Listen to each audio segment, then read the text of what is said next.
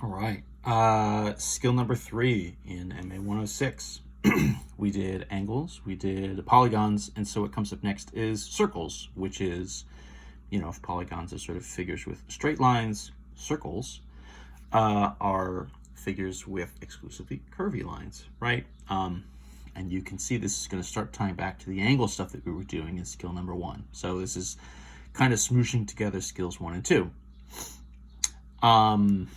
Circles, obviously super important.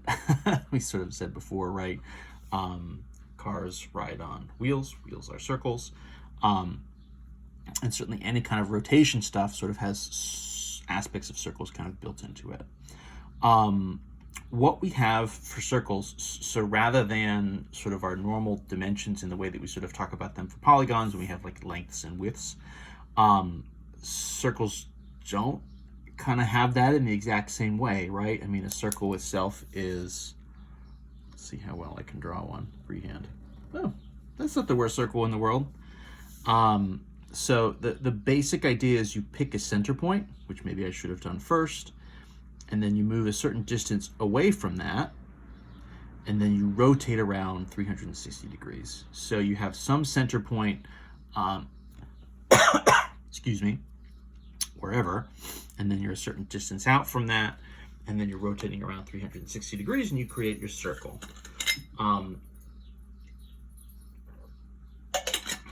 Obviously, there are sort of some things here we can measure, but we don't really have sort of a length and a width and a height in the same kind of way that we would in a rectangle or a trapezoid or a triangle. What we have instead, so obviously the center is a center point, and we have what would be the distance from the center out to the edge is what we call a radius. So usually we'll just use sort of R to represent that. So the radius is that distance from the center out to the edge of the circle. It's, you can kind of reason out that would be essentially halfway across the circle. That's going to be a really important measurement for circles. The other measurement is if we go all the way across. This would be something that, in theory, I guess you could sort of call the width of a circle. If you take, right, from the center, or I guess rather you go sort of from edge to edge, going through the center, you get what we call this the diameter, right? So the radius is from the center out to the edge. The diameter is all the way across going through the center. You can reason out, right, pretty quickly that it must be the case my diameter would be 2 times the radius, right? You have sort of radius 1 and then radius 2 here. Obviously, if you sort of add them together, if you double the radius, you're going to get to the diameter. So we have this sort of relationship going on. My diameter is 2 times the radius, or flipped around from the other perspective, my radius is my diameter divided by 2, right? So the radius and the diameter all go together, and we need them both to be able to sort of find any measurements here. So what do we have? Well, in polygons, we were sort of measuring the perimeter and the area, and we'll do sort of versions of both here. However, because a circle doesn't have, right, straight lines for its sort of edges, right? It's a little bit different. Rather than having what we call a perimeter, this sort of is a special circle version of a perimeter, which is what we call the circumference. And so it really is just the perimeter, right? The circumference is the distance around the circle. If you sort of walked the edge of the circle, if you walked all the way around, you would get your circumference. It's essentially just a perimeter. Now, the catch here is, rather than, in our polygons, when we had straight lines, we could just sort of have a bunch of distances and we can essentially add them up and it's no big deal. Because this is a curved figure, right? Everything here is on a curve. There's not really a way to sort of like put a ruler up to it and just measure it. So what we need, and this stuff goes way back to sort of, olden times, the ancient Greeks and all, is we have sort of a special formula to find this circumference, what would be this sort of circle's perimeter. And that involves pi, not peach pie or strawberry pie or pumpkin pie. So pi is a number. Pi is a special number. I'm saying ancient Greek because pi is a letter, as a variable here, is a Greek letter. And this is about 3.14. And so the connection here is the distance around the circle, your circumference, is going to be the diameter times this value pi. In some sense, what's happening here is if you sort of measure around the edge of a circle, with string or something, and then you compare it to the distance going across the circle, if you compare those two values and you sort of make a ratio of them, what you're going to end up with each and every time is this value pi. So that's sort of how it's discovered, right? People are kind of measuring these things and they're trying to find a relationship between them, right? Because you can measure across a circle relatively easily, even when you can't necessarily get a good measure going around. So is there a connection between this? And the answer is yeah, it's this value pi. So pi, right, looks like this sort of double T kind of, an R and an R kind of thing. Means 3.14. Technically, it's an improper, or not an improper, I'm sorry, it's a non-repeating decimal. It goes on what we call, it goes on forever. We're going to use 3.14 for our purposes here. If you punch it in on your calculator, probably what will happen is you will get a longer version, right? 3.14, 15926, yada, yada, yada. Extremely nerdy people will be able to sort of tell you values of pi out, tens, dozens and dozens, hundreds of places. But I don't know. 3.14 for the most part for us is going to be sort of good enough. So that's what we'll sort of use as a reference here.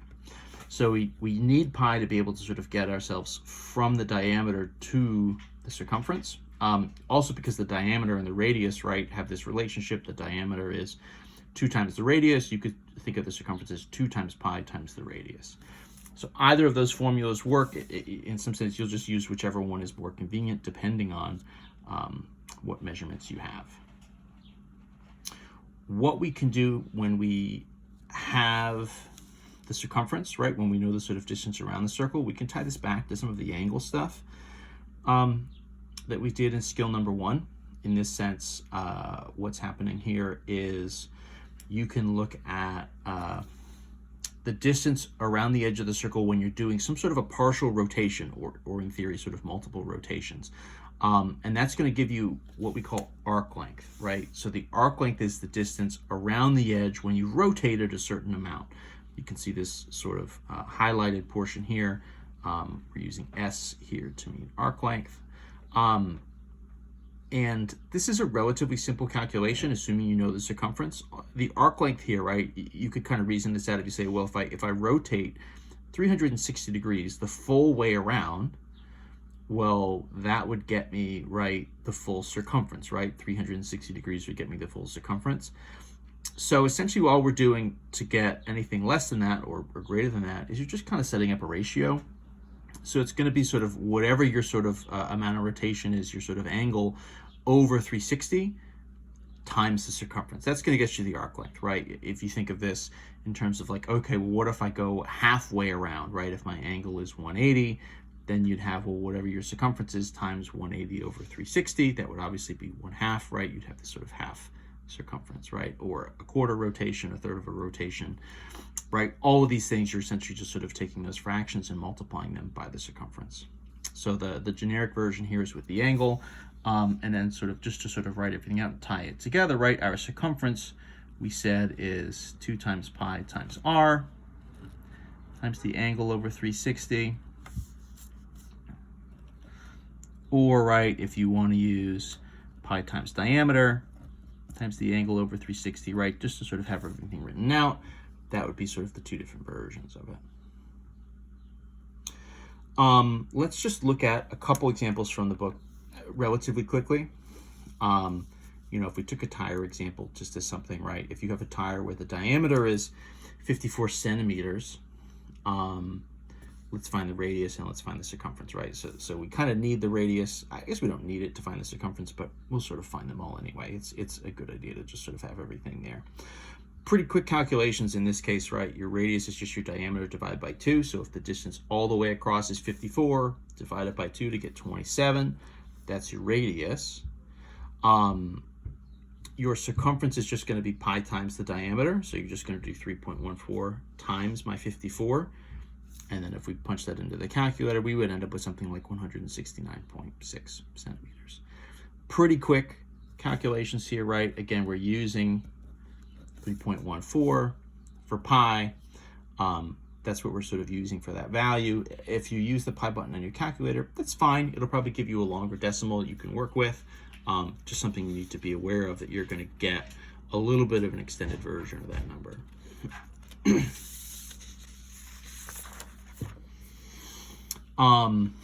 We get into some, with the arc length stuff, you can sort of tie it into some engine kind of things. This is sort of a crankshaft example. The crankshaft being something in the engine that sort of rotates, right? And so the idea, your crankshaft, you have this sort of distance from a center point out to the pin. And so that distance, right, is going to connect those two values, and that's going to essentially be your radius. We're sort of attempting to have a little bit of a picture here, right? So if your crankshaft is sort of rotating, and you have this distance from the center out to the pin, in this case, we'll call it 3.62 centimeters. So if this guy's rotating around, what you can do is you can sort of sweep out, right? Depending on how much you're sort of rotating, you'll sweep out a certain sort of distance along the edge. This would essentially just be an arc length, right? So to do this, what we need to find, so the question here is asking, so what if we rotated 120 degrees, right? And then this distance between the center and the pin is 3.62 centimeters. So 120 degrees of rotation, our distance here, essentially what ends up being my radius is 3.62. Let's find the length of this arc that we've kind of swept out.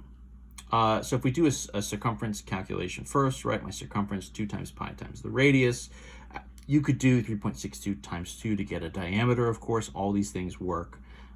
In this case, we'll just sort of stick with what we've got here, 2 times pi times 3.62. That's going to get us 22.75. So that's my circumference. The arc length, right, is going to be that circumference times the angle over 360. I can't remember if we said this in the earlier values. This is what we call theta. It's sort of our go-to variable that represents an angle.